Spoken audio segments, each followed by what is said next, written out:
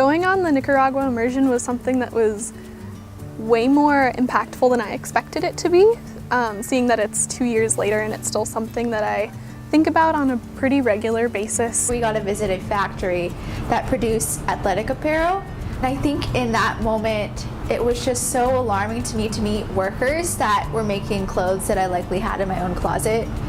That sense of personal responsibility smacked me right in the face as I saw how my own personal behaviors as a consumer impacted people that I didn't know halfway around the world.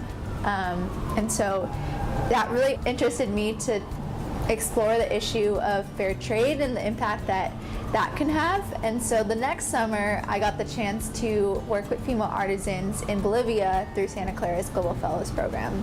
So one of my favorite memories from when I went to Nicaragua was when we did the homestays. We made tortillas with them and we had dinner with them, and I remember sitting at the dining table and all of the cousins from next door and the friends and the dad and the mom, they were all sitting together. We joined them.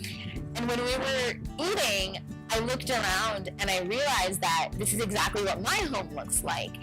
It seems obvious, but something about the fact that this idea of family stays consistent was a really vital part of me connecting what globalization could really mean, in terms of realizing the humanness in everyone. I think it was such a growing experience for me to learn how I can realize my place in a community that I don't identify with, that I haven't been born to be a part of. And I think that's a skill that we all can learn and use. One of the things that really stood out to me when we were there is that, especially now as an upperclassman and really having to manage my own grocery shopping, how much the family that we stayed with was able to use the land and the resources that were right there around them.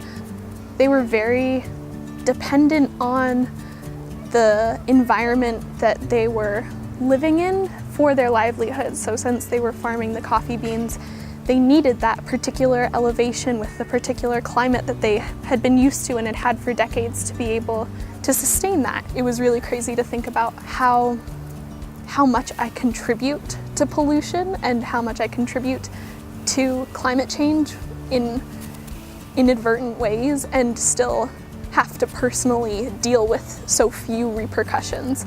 And there are people who contribute so much less and are burdened so much more. Cardinal, we were really lucky to get to meet with Father Cardinal, who was this huge presence during the civil war in Nicaragua and helping the Sandinistas kind of gain power and achieve this idea of liberating the poor and educating the poor, and the redistribution of land and power. And so he had one line for us. I think I asked him a question of, how can you be okay with what you're doing, because even no matter what you do, it's only a small dent in the amount of injustice there is in the world, the amount of poverty there is in the world.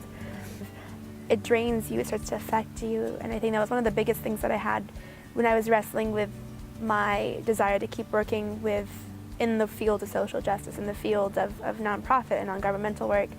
And he just responded with, and my Spanish is really bad, but he said, siempre más, always more.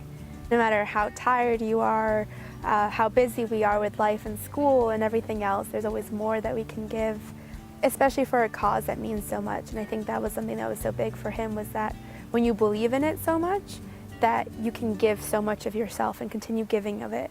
And when you believe in it, you don't even think about how much you're giving at that point.